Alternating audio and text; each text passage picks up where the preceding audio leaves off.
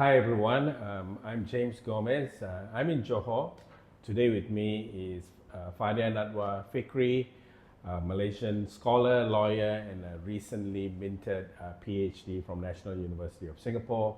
Fadiah was in the news not too long ago, I think a couple of months ago actually, around the famed deportation for Singapore for being an undesirable actor. So I want to hear from Fadiah what really happened, the thought process, and what has been happening with her since. So join me for this conversation with Fadiah. Hi Fadiah, nice to have you here in Johor. Sorry you can't be in Singapore for those reasons that I mentioned, but great to have you. It's been over 2 months. Tell us what have you been doing since the Singapore incident? I have been writing, I have been reading, I have been connecting with friends and also activists in Malaysia, elsewhere, trying to see what we can do to collaborate to advance the movement. Okay, good. And also, I understand that soon you would be embarking on a fellowship. Yes. For a full year. Could you tell us also what is your project during this fellowship? Yeah, so I got a fellowship where I'm required to convert my thesis into a book, and I'll be based in Yogyakarta at Universitas Gadjah Mada. So I'm very looking forward to that because I get to focus on expanding and revising my thesis, which is on the 1947 People's Constitution, drafted by Malaya's first anti-colonial, multi-ethnic united front. So I'm currently looking at revising it and thinking about writing my proposal and, of course, talking to our Indonesian friends and activists, because I also want to look into the connections that Malayan radicals particularly had with Indonesian radicals during the 40s and also the 50s, when they were part of that national liberation struggle that got suppressed after the declaration of the emergency. Yeah. And tell us a little bit specifically about your thesis. I know you're going to Indonesia for your fellowship, but your thesis was really about Malaya, right? Yes. The Malaysia, Singapore. Yes. The Union, the People Constitution. Can you just give us a sense of, what were the key elements of it that you investigated in your thesis? Yeah, of course, it's about the People's Constitution, we call it.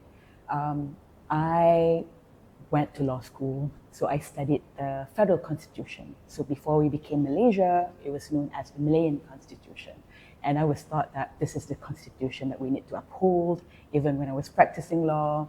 And then I started reading about this particular document after watching a documentary made by Fahmi Reza about the People's Constitution, and I got really curious about this piece of document.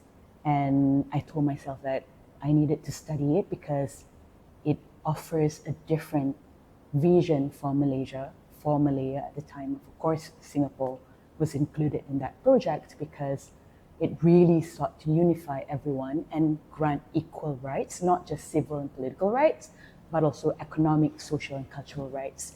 How Malayness in particular was articulated by the radicals back then to grant equal citizenship, not just to the Malays, but also to the non-Malays. So that motivated me to embark on this journey. So I decided to abandon legal practice and dedicate my life to uncovering this history that has been erased from our collective memory. Nobody, and I think it's only people who would know, but the majority of the people have no idea that this document existed back then. And that's why I feel like I have an obligation to talk about this piece of history, because it allows us to imagine something that is different, something that is radically important in trying to imagine a different world or a different nation that we could have had. And I mean, the possibility is always there. It's something that we can always strive for today. Yeah. Great. I want to circle back on the People's Constitution, but just for our audience curiosity, I want to ask, when did you, sort of pause your legal practice or stop your legal practice? Which year was it? And can you just talk me very briefly and quickly through the application of the process that landed you in Singapore? Yeah. I was doing my master's degree actually at Oxford in international human rights law. And at the time, I remember the course lecturer gave us this book called The Ghost of King Leopold. So it was about the Congo under Belgian colonial rule. And it was really horrific. And there were pictures of severed hands, people with severed hands. And I remember the first class, the lecturer asked us a question. So tell me, what do you think about the book? And I started talking about colonialism, about imperialism. And then the lecturer told me, okay, let's not go there. Let's just focus on human rights violations. And it got me thinking, we have to talk about that because we want to stop the source of human rights violations. So I think that moment really, I felt quite disturbed by that kind of realization. I'm like, okay, something is wrong here. There's this contradiction that I need to address as a person. But I don't know much about my own history. How do we deal with the question of colonial rule, the question of colonialism, and the legacies that are still very much alive in Malaysia? And I was already questioning a lot of things about our legal system, the Sedition Act that we inherited from the British, and also the things that we can say, the things that we cannot say. We cannot talk about the royalty, we cannot talk about race, we cannot talk about religion. Something must be confronted, I thought. And that led me to this journey. And I saw that documentary and I was reminded of it. And I'm like, okay, I have to study this constitutional document because all I know is that the constitution that was imposed on us, that the ruling class, the Malay ruling class, UMNO particularly, drafted together with the British. And I want to know the alternative documents so that I can make my own analysis. I can understand, what is wrong with our country and why do we have to grapple with all these questions that the government deems sensitive. So yeah, it's also like a personal thing because I feel like I don't really know myself. Like I'm Malay. At the same time, I hear about this idea of Malay supremacy. It's not just an idea, it is something that is embedded in the state. It is the governing logic of the Malaysian state, and it has material implications. People are denied scholarship because they're not Malay. People are denied from getting into civil service because they're not Malay. Something is wrong somewhere. Why can't we have equal rights? Because I did human rights advocacy before that. And this notion of human rights where people say that, everyone, regardless of race, religion, everyone should be entitled to the same rights. But in reality, that's not the case. And we see the federal constitution that was inherited from the British. There are a lot of restrictions. Economic rights are not even guaranteed under the constitution. Even rights for women were only recognized in the 2000s. And I was like, what's wrong with this? So yeah, for me, it's like a personal mission to also understand who I am as this person defined by the Constitution. Why do I need to accept this definition that is causing so much pain and strife in society? So yeah, that was what led me to embark on this academic journey. It's not so much because I want to be an academic. It's about me devoting my time and my life to uncovering the voices of people who have been erased from our history. We don't find these people in our history textbooks. Why? So yeah, it's about understanding the whys. Why were they erased from history? why was UMNO the only organization that is talked about when we talk about independence, when we talk about sovereignty, when we talk about merdeka. So yeah. Okay, interesting journey that took you to the start of your thesis. Why Singapore? Sorry, could you repeat why, the why, question? why Singapore? Why Singapore? Oh, that's a very good question. Because of my experience at Oxford, I thought I need to be in my homeland. And this region is my homeland because of our shared history. And I applied to NUS. I contacted my first supervisor, Dr. Mazna Muhammad, and she's like, okay, I'll support your application. I'm willing to be your supervisor. And I'm like, okay, great. And I didn't apply to other places because I'm like, I want to stay here. So let's just hope that I get accepted into NUS. And I got a scholarship and I moved to Singapore during COVID actually in 2020. So I had to fly to Singapore during that time. And because they say that, oh, we're going to give you a scholarship, but you have to be physically in Singapore. Okay. So yeah. So did you have to do quarantine when you? Yes. How long was that at that time? Oh my God, around, I think, almost 1 month. Oh, it was okay. really strict at the time. I still remember that. Okay. It was a strange time, but also exciting for me because I thought that I would embark on this new journey during this turbulent time. Yeah.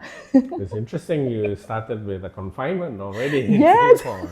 Ironic, I may add. Yes, it is. Yeah. Could have scarred you. Yeah. But still, I wanted to ask just some details. You know, which faculty, which department? It was Southeast Asian Studies. Okay. Yeah.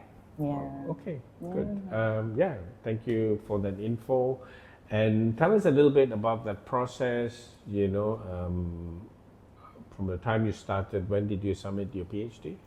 I started in 2020. I submitted my thesis in July last year. So last year, Yeah. so July 2025? Yeah, July 2025. And I defended my thesis in September 2025. Okay. And I got conferred my degree end of January this year. Okay. And then deportation. We'll come back to that. Yes. But that's a good chunk of years. Yeah. Were you continuously in Singapore over that time? Yeah, like 5 years in Singapore. okay. I was staying in Singapore. I was also teaching Okay. in my first year, second year, and third year, and the final year. I got a fellowship from College of Humanities and Sciences and at NUS to teach. So I taught for a year. Yeah, I had so much fun researching, learning, and also teaching. What were really the enjoyed my subjects time. What were the subjects you thought? Asian interconnections. I thought world religions, all sorts of subjects, but yeah, everything revolves around Asia. Okay. Yeah. Is there a favorite course that you Asian enjoyed? interconnections. Tell us a little bit more. Yeah, about that subject. Yeah, that course is basically a course that interrogates all the different notions such as gender, religion, race, capitalism, colonialism. So, I mean, it's my jam. Okay. So yeah, and also I thought science students. So it's compulsory for science students to enroll in that course, and it's really interesting because people think that science students won't be interested in talking about race, but when I was tutoring, it was really fun. The science students were amazing. They started making connections between science and race, and then everything that's happening around them. And we had so much fun together, like learning from one another. I really enjoyed my time teaching at NUS. Great. My students were amazing. Okay. Glad to hear. Glad to hear. Yeah. So 5 years in Singapore. Tell me, what was it like living in Singapore? What were the ups and downs, maybe? I actually had so much fun living in Singapore. So before my PhD, I went to Singapore for the first time to attend like a moot court competition when I was reading law in Malaysia, like a regional competition, and the second time to watch a concert, I think, by Green Day.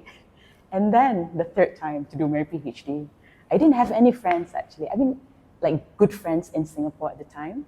And then I went there, I started learning gamelan actually in Singapore, and I reconnected with a friend who went to law school together with me in Malaysia. She was working in Singapore at the time, and we reconnected. I would play gamelan every week to de-stress, after writing and researching.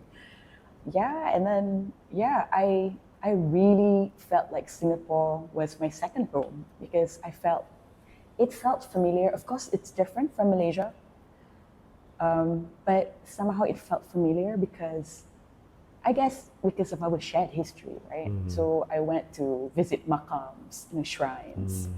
So I played gamelan and reconnected with people from different ethnic groups because, music somehow unites everyone.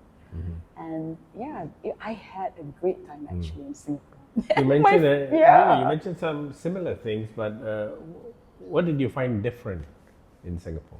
In Singapore, And you can speak freely. yeah, of course, in Singapore, when I was teaching, when I was talking about our shared history, when I was talking about colonialism, colonial rule, about the British, a lot of the students felt like it was such a foreign thing to hear. It feels like, a lot of people feel like, oh, we were never colonized. And Malaya was like a different entity altogether. We had no connections whatsoever. So when I started sharing the work that I do with my students, and of course that work is very much connected to the things that we discuss in the subject, in the course, and they're like, oh my God, I never realized that we had so many connections, and somehow those connections got lost somewhere, and only now we are realizing that the world is very much connected, not just Malaysia and Singapore, but also South Asia, other regions in the world, because the world system is still the same. We're still governed by that, right? So it's really interesting to see that side of things, and also to witness the kind of realization that people started getting when being presented with historical facts, historical contexts, historical silences and erasures. So it's very interesting. Yeah.